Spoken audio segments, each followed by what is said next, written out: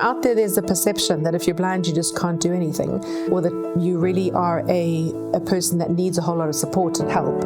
My choice was to say, no, that's not good enough. I want to be the best person that I can be, and it's up to me to do it that way. It's up to me to set the course for my life. I'm sort of positioning myself, if you like, as a blind person who's reaching out to the sighted community to say, let me help you interpret, let me help you get this right.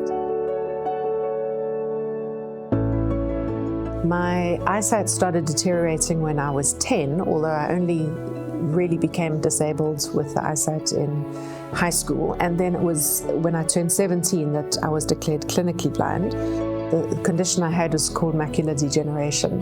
The prognosis was complete blindness. And at that stage, I could only think of people who saw blackness, not partial sightedness.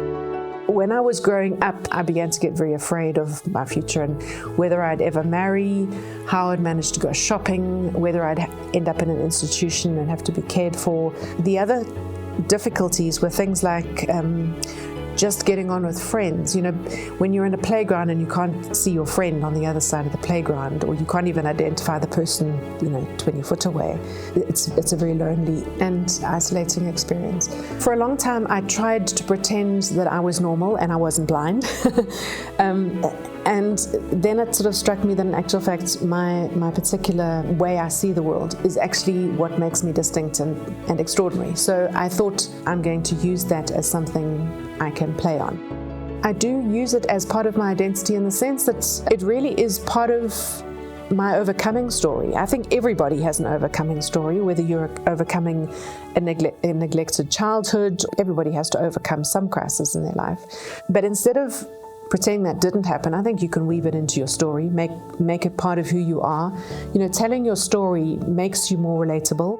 You have a weakness, you have experience of difficulty, and that means that you can connect with anybody else who has experience of difficulty. And the human emotions that we feel are common to all of us, no matter what we actually live with. If we can connect on that level, I think we start to experience a real humanity between people. So our book club is a group of about 8 women. One day, one of the members said, well, she wants to invite someone new to come to the book club. And by the way, she's blind. I was quite intrigued to see who was going to come through the door. I must say one of my first impressions was actually how confident she appeared to be and how it just didn't seem to be a problem for her. I'd kind of thought that a blind person would be very quiet and would be, how do they know when to jump into a conversation because you haven't got those visual cues. But what was actually interesting was when she told us a bit more about herself and about what she'd come through.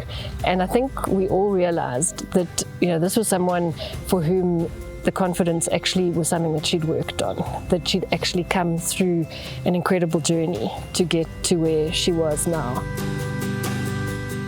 With hindsight, a lot of the things that I feared didn't happen.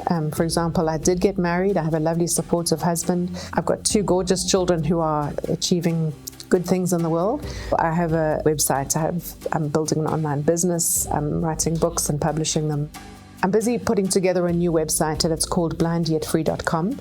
And that particular website is targeted at helping leaders to cater for the blind and visually impaired people in their communities. For bosses who've got disabled employees, there's so many things that the professionals need help with, and I just feel that that's a niche that I can fill.